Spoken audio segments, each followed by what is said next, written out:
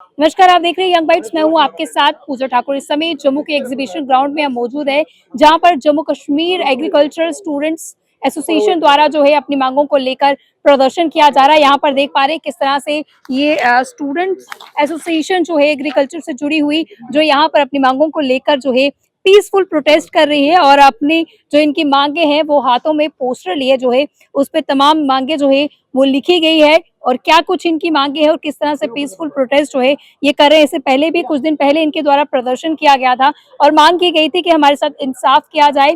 ऐसे में ये तमाम जितने भी स्टूडेंट्स आपको दिख रहे हैं इन्होंने डिग्रीज की हुई है और आज जो है डिग्री करने के बाद भी जो है ये प्रदर्शन करने के लिए चाहे पीसफुल ही कर रहे हैं लेकिन सड़कों पर है और मांग कर रहे हैं कि हमें हमारा हक जो है वो दिया जाना चाहिए। तो यहाँ पर जो लीड कर रहे हैं उनसे भी बातचीत करते हैं, जानते हैं क्या कुछ कहना है इनको, क्योंकि इससे पहले भी आपके द्वारा प्रदर्शन किया गया था, डिग्रीज लेकर है लेकिन उसके बावजूद भी आपको सड़कों पर रहना पड़ा। देखिए, हम एक रेगुलर प्रोसेस की डिमांड कर रहे हैं, रिक्रूटमेंट की, जो हर डिपार्टमेंट में होता है।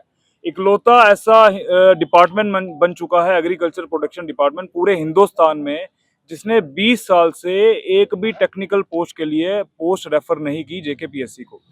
पूरे हिंदुस्तान में हर साल हर डिपार्टमेंट में जब रिटायरमेंट होती है या जो नंबर ऑफ वैकेंट पोस्ट होती हैं उसके लिए एक एग्जाम कंडक्ट करवाया जाता है। हर स्टेट का अपना पीएससी है, उसके थ्रू एग्जाम कंडक्ट होता है और वो रिक्रूटमेंट के थ्रू पोस्ट फिल की जाती है। वही ऐसा डिपार्टमेंट है पूरे हिंदुस्तान का, जम्मू कश्मीर, जिसमें पिछले 20 साल से एक भी पोस्ट रेफर नहीं की।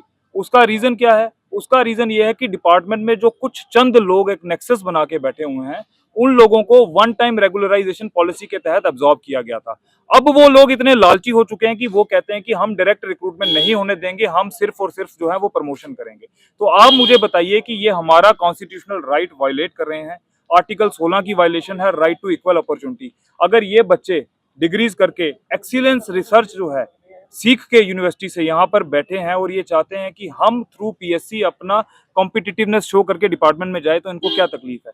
मुझे बताइए, कुछ चंक ऑफ नॉनसेंस लोगों को जो कि बिना किसी एग्जाम के अंदर बैठे हुए डिपार्टमेंट में, खाली उनको प्रमोशन देने पे गवर्नमेंट क्यों तुली हुई है? गवर्नमेंट का इसमें क्या बेनिफिट है, जबकि इतने बड़े लॉट को वो कैसे इग्नोर कर रही है? ये सवालिया निशान सबसे इससे बड़ा पहले भी आपने प्रदर्शन किया था और डिमांड की थी कि हमारी मांगे पूरी की जाए। आज आप पीसफुल प्रोटेस्ट पे बैठे हैं, कितने समय तक ये प्रोटेस्ट जो है आपका रहने वाला है और क्या कुछ आपकी मेन डिमांड है? आज हम सिंबॉलिक चेन हंगर स्ट्राइक पे बैठे हैं। गवर्नमेंट से हम चाहते हैं कि एक विद इन टाइम फ्रेम जो है ये बनाएं, ताकि उसमें हमें ये बता दें कि ये मुद्दा जो है तब तक हल हो जाएगा। नहीं होगा तो हम इस एजिटेशन को इंटेंसिफाई करेंगे। ये चेन हंगर स्ट्राइक आगे कंटिन्यू रहेगी कई दिनों तक और एंड में अगर हमें फास्ट एंड टू डेथ तक जाना पड़ा, हम मर जाएंगे, लेकिन अपने हक के लिए। हम इनसे कोई भीख नहीं मांग रहे, हम अपना हक मांग रहे हैं, जो एक रूटीन प्रोसेस है। जैसे इलेक्शंस जो है एक पॉलिटिशियन के लिए रूटीन प्रोसेस है, जैसे एडमिशन एक स्टूडेंट के लिए रूटीन प्रोसेस है, वैसे ही रिक्रूटमेंट एक टेक्नोक्रेट के लिए रूटीन प्रोसेस है। और जितनी पोस्टें हमारे 50% डायरेक्ट कोटा के हिसाब से बनती हैं, उस हिसाब से हमारी वो पीएससी को रेफर हो जाए। That's it. क्या कहेंगे कि रिक्रूटमेंट प्रोसेस में इतना समय जो कितने देर पहले जो है ये हुआ था और अब इतना समय हो 2007 के बाद तो इन्होंने रेफर ही नहीं की। उसका रीजन मैंने आपको बताया ना, जो चंक अंदर बैठा हुआ है मैडम, वो जंग लगा हुआ चंक है।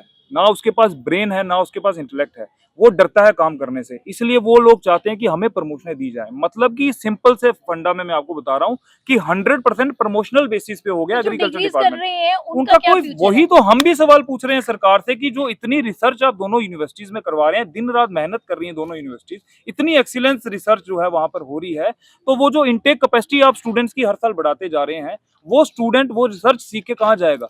वो किसान को कैसे समझाएगा?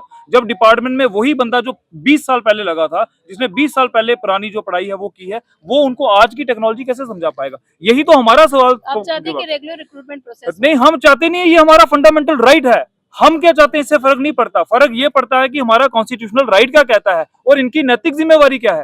That is their moral responsibility CM साहब की, कि भाई ये करना है। हम नहीं चाहते। मेरे जाने से तो एक साथ इनको सबको लगा दो, मेरे जाने से तो कल सीएम साहब को रिजाइन दो, मुझे सीएम बनाओ। मेरे जाने से क्या होगा? मैं कॉन्स्टिट्यूशनल राइट की बात कर रहा हूँ, राइट टू इक्वल अपॉर्चुनिटी की बात कर रहा हूँ, हमारे हक की बात कर रहा हूँ। आपसे कोई भीख थोड़ी मांग रहा हूँ। आप हमें हमारा हक दीजिए, दैट्स इट। और क्यों नहीं दे सकते उसका, अगर नहीं दे सकते तो क्यों नहीं दे सकते उसका रीजन दीजिए। आपको जवाब देना पड़ेगा नौजवानों को, आपने वोट लिया हमसे। जी, तो तमाम नौजवान यहाँ पर आप देख पा रहे हैं किस तरह से मौजूद है और इक्वल राइट की जो है ये बात कर रहे हैं और रिक्रूटमेंट का जो प्रोसेस है उसे रेगुलर किया जाए, जो कि इनकी फंडामेंटल डिमांड है, फंडामेंटल राइट है। इनका ये कहना है कि हम कोई भीख नहीं मांग रहे, हम हमारा हक मांग रहे हैं और इनका हक जो है इन्हें जल्द से जल्द दिया जाना चाहिए। अगले वीडियो लेकर फिर मैं हाजिर होंगी, तब तक के लिए आप देखते रहिए यंग बाइट्स। जर्नलिस्ट अमन शर्मा के साथ मैं पूजा ठाकुर, यंग बाइट्स जम्मू।